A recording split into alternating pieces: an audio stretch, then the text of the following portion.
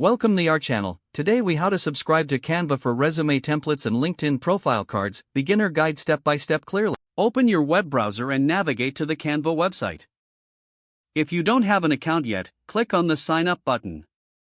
You can sign up using your email, Google account, or Facebook account. If you already have an account, click on log in and enter your credentials. Once logged in, you will be redirected to the Canva homepage. In the search bar at the top, type resume templates and press enter. Browse through the various templates displayed. Click on a resume template that catches your interest to view it in detail.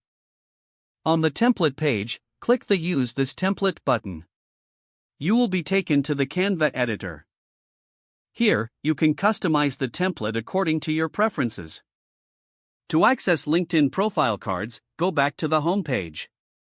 In the search bar, type LinkedIn profile cards and press enter. Similar to resumes, browse through the selection of cards available. Click on a profile card template you like. Select the Use this template button to bring it into the editor. Now you can personalize the profile card to match your style. After editing, click on the Download button in the top right corner. Choose your preferred file type from the drop-down menu.